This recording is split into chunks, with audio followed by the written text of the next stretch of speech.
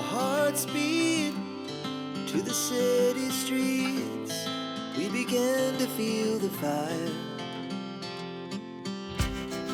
We rise like tall ഇന്ന് നമ്മൾ കാണാൻ പോകുന്നത് ഡെറാഡൂൺ സൂവിലെ കാഴ്ചകളാണ്. to the city streets.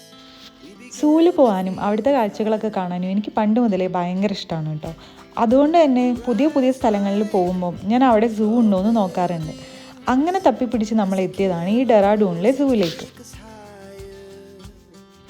സംഭവം ചെറിയൊരു സൂ ആണ് ഇതെങ്കിലും നന്നായിട്ട് മെയിൻറ്റെയിൻ ചെയ്തിട്ട് അത്യാവശ്യം ചില സംഭവങ്ങളൊക്കെ ഈ ഒരു സൂവിലുണ്ട് കേട്ടോ. നിങ്ങൾ സ്റ്റാർട്ടിങ്ങിൽ കട്ടമാതിരി 1976 മാൽസി പാർക്ക് എന്ന് പറഞ്ഞിട്ടാണ് കേട്ടോ ഇത് തുടങ്ങിയിട്ടുണ്ടായത്. പിന്നീടാണിത് 2015 സൂ ആയിട്ട് റിനോവേറ്റ് ചെയ്തെടുത്തത്. ഒരാൾക്ക് 50 രൂപയായിരുന്നു കേട്ടോ എൻട്രി ഫീസ്. കുട്ടികൾക്ക് ഫ്രീ ആയിരുന്നു. ഒരു 2-3 മണിക്കൂറൊക്കെ ഇവിടെ കറങ്ങാനുള്ള കാഴ്ചകളുണ്ട് കേട്ടോ. അങ്ങനെ നമ്മൾ എൻട്രി ഫീ ഒക്കെ അടച്ചിട്ട് നമ്മൾ നേരെ സൂലോട്ട് വിട്ടു കേട്ടോ. ഫസ്റ്റ് തന്നെ വരുന്ന ഭാഗത്ത് ഫൺ കോർണറാണ് കേട്ടോ. കുട്ടികൾക്ക് കളിക്കാനൊക്കെ ഉള്ളൊരു ഏരിയ ഒക്കെ ആയിരുന്നു. അപ്പം നമ്മൾ ഫസ്റ്റ് തന്നെ ഇവിടെയുള്ള മൃഗങ്ങളെയൊക്കെ കാണാൻ വേണ്ടിയിട്ടാണ് കേട്ടോ ഇറങ്ങിയത്.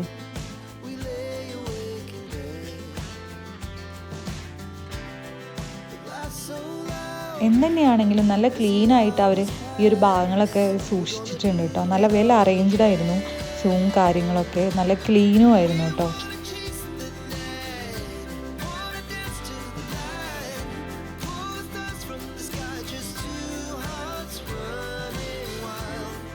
ഒരുപാട് പക്ഷികളുണ്ടായിരുന്നു കേട്ടോ.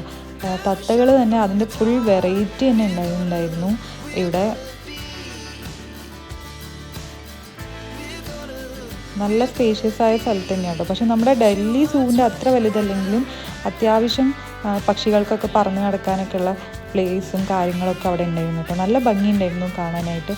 മക്കാവിൻ്റെയൊക്കെ പല വെറൈറ്റി കളേഴ്സ് ഇവിടെ ഉണ്ടായിരുന്നു കേട്ടോ. വിൻ്റർ ടൈമിൽ അധികം വെയിലില്ലാത്തൊരു സമയത്തായിരുന്നു കേട്ടോ നമ്മൾ പോയിട്ടുണ്ടായിരുന്നത്. അതുകൊണ്ട് തന്നെ ചെറിയ തണുപ്പും കാര്യങ്ങളൊക്കെ അടിച്ചിട്ട് കിളികളൊക്കെ ഇങ്ങനെ കൂനിയിരിക്കുന്ന ടൈമായിരുന്നു. മയിലൊക്കെ അങ്ങനെ പീലി വിടർത്തുന്ന ആ ഒരു സിറ്റുവേഷനിലൊന്നും അല്ലായിരുന്നു. ഭയങ്കര തണുത്ത് വിറച്ചിരിക്കണ പോലെയാണ് അവരൊക്കെ ഇരുന്നുണ്ടായിരുന്നത്.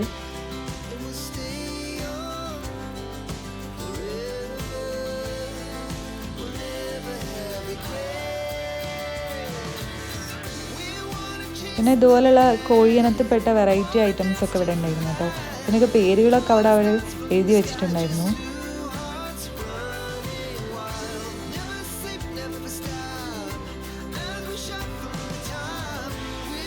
പിന്നെ സൂവിലൊക്കെ പോയ പക്ഷികളെ ഭാഗത്ത് ഞാൻ എപ്പോഴും തിരയുക അവിടെ ഒട്ടകപ്പക്ഷി ഉണ്ടെന്നാണ്.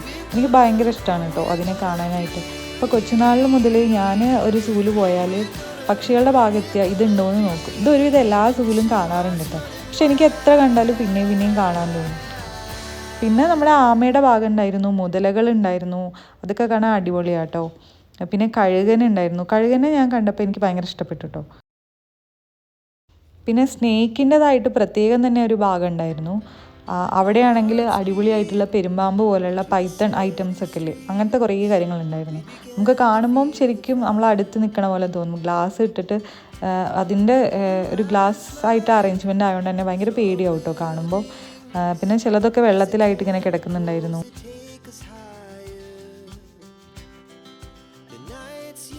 അതുപോലെ തന്നെ അക്വാറ്റിക് വേൾഡ് എന്ന് പറഞ്ഞിട്ട് വേറെയും ഒരു ഭാഗമായിട്ട് അവരിങ്ങനെ വെൽ അറേഞ്ച്ഡ് ആയിരുന്നു കേട്ടോ ഇവിടെ.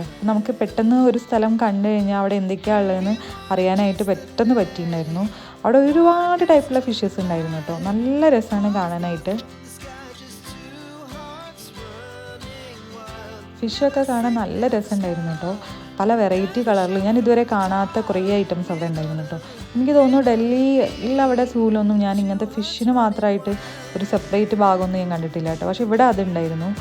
ഒരുപാട് വെറൈറ്റി ഉണ്ടായിരുന്നു. വലിയൊരു ഏരിയ തന്നെ അവർ ഈ അക്വാറ്റിക് വേൾഡ് എന്ന് പറഞ്ഞിട്ട് ഇങ്ങനെ മാറ്റി വെച്ചിട്ടുണ്ടായിരുന്നു കേട്ടോ.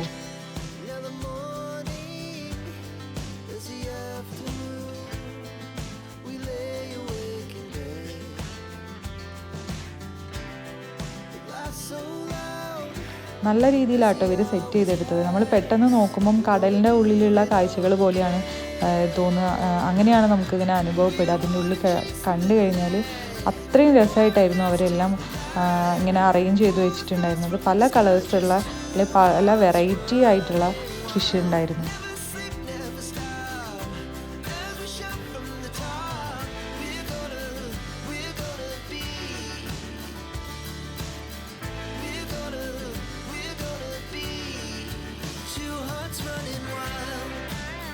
ഈ കുട്ടികളെയൊക്കെ കൊണ്ടുപോയി കഴിഞ്ഞാൽ അവർക്കൊക്കെ ഒരുപാട് ഇഷ്ടപ്പെടും കേട്ടോ. എൻ്റെ അഭിപ്രായത്തിൽ നമ്മൾ കൊച്ചുനാൾ മുതലേ കുട്ടികളെയൊക്കെ ഇതേപോലെയുള്ള അക്വേറിയങ്ങൾ അല്ലെങ്കിൽ ഇതേപോലെയുള്ള കാര്യങ്ങളൊക്കെ കാണിച്ചു കൊടുക്കണം. ഇങ്ങനെ ജീവികളെയൊക്കെ പരിചയപ്പെടുത്തി കൊടുക്കണം.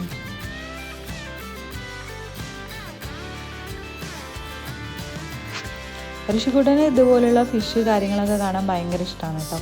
അവന് വലുതാകുമ്പോൾ ഇതേപോലെ ഒരു അക്വേറിയം സെറ്റ് ചെയ്ത് കൊടുക്കണം എന്നാണ് അവൻ ഇതൊക്കെ കണ്ടപ്പോൾ പറഞ്ഞിട്ടുണ്ടായത്. അങ്ങനെ ഫിഷിൻ്റെ ഭാഗങ്ങളൊക്കെ കണ്ടു കഴിഞ്ഞിട്ട് നമ്മൾ നേരെ പോയത് എനിക്ക് ഏറ്റവും ഇഷ്ടപ്പെട്ടതും ഏറ്റവും പേടിയുള്ളതുമായിട്ടുള്ളൊരു ഭാഗം കാണാനാണ് കേട്ടോ. പക്ഷേ എനിക്ക് ആ ഒരു സംഭവം കാണാൻ ഭയങ്കര എക്സൈറ്റ്മെൻ്റ് ആയിരുന്നു.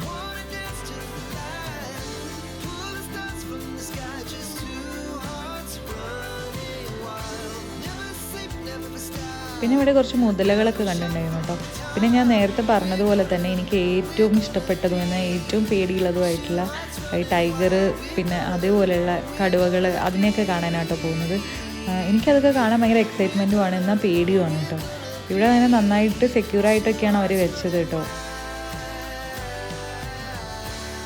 ഇവിടെ വലിയൊരു കടുവ ഉണ്ട് കേട്ടോ. ഭയങ്കര ഇതായിരുന്നു. അത് നേരത്തെ ഞങ്ങൾ ഫോട്ടോ എടുക്കുന്നതിന് മുമ്പേ, വീഡിയോ എടുക്കുന്നതിന് മുമ്പേ തൊട്ടടുത്തായിട്ട് ഇങ്ങനെ കാണേണ്ടിയിരുന്നു. പിന്നെ എല്ലാവരും വീഡിയോ ഒക്കെ എടുത്ത് സൗണ്ടൊക്കെ ഉണ്ടാക്കാൻ തുടങ്ങിയപ്പോൾ അത് കുറച്ച് ദൂരെ പോയി കിടന്നു കേട്ടോ. എന്നാലും കാണാനൊക്കെ പറ്റിയിട്ടുണ്ടായിരുന്നു. അതിനെയൊക്കെ കാണാൻ നല്ല രസമാണ് കേട്ടോ. പിന്നെ അതാ ജാഗ്വാറിൻ്റെ അടുത്തൊക്കെ പോയിട്ടോ. അത് ഈ ഒരു സംഭവമാണ് നമ്മുടെ ശ്രീനഗറിൽ ഇറങ്ങാറുള്ളത് കേട്ടോ ഇടയ്ക്ക്. അതുകൊണ്ട് തന്നെ ഞാൻ ഇതിനെയൊന്ന് നല്ലോണം നോക്കി വെച്ചു. അഥവാ ഇനി വീട്ടിൻ്റെ അടുത്തൂടെയൊക്കെ നടന്നു പോകുമ്പോൾ ഇതുപോലെ ഒന്ന് കണ്ടു കഴിഞ്ഞാൽ മനസ്സിലാക്കാമല്ലോ ഇതാണ് സംഭവം എന്ന്. പക്ഷേ ഇത് ഞാൻ ഡെറാഡൂൺ സൂവിൽ പോയപ്പം ആണ് കേട്ടോ ഇത്രയും വലുതിനെ കണ്ടത്.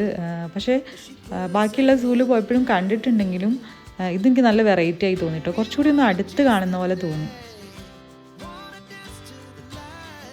പിന്നെ ഇവിടെ കാക്ടസിന് മാത്രമായിട്ടൊരു പാർക്ക് പോലെ ഉണ്ട് കേട്ടോ. കുറേ വെറൈറ്റി ഓഫ് കാക്ടസ് ഒക്കെ അവിടെ ഉണ്ടായിരുന്നു കേട്ടോ. നല്ല ഭംഗിയുണ്ടായിരുന്നു കാണാൻ. ചെടികളെ ഇഷ്ടപ്പെടുന്ന ആൾക്കാർക്കും ഈ സൂ സന്ദർശിക്കാൻ പറ്റും എന്നുള്ളത് എനിക്ക് ഈ ഒരു സംഭവം കണ്ടപ്പോൾ മനസ്സിലായി കേട്ടോ. അവിടെ നിന്ന് ഞങ്ങൾ നേരെ വിട്ടത് ഫൺ പാർക്കിലേക്കാണ് കേട്ടോ. ഋഷിക്കുട്ടൻ എപ്പോഴോ നോക്കിയിരിക്കുന്നുണ്ടായിരുന്നു. പക്ഷെ നമ്മൾ ലാസ്റ്റാട്ടോ അവിടെ വന്നത്. അല്ലെങ്കിൽ അവൻ ഇവിടെ തന്നെ ഇരുന്നു, പിന്നെ നമുക്ക് വേറെ എവിടെ നോക്കാൻ ടൈമില്ലായിരുന്നു. അതുകൊണ്ട് തന്നെ നമ്മൾ ലാസ്റ്റാണ് അവനെ ഇങ്ങോട്ട് കൊണ്ടുവന്നിട്ടുണ്ടായിരുന്നത്.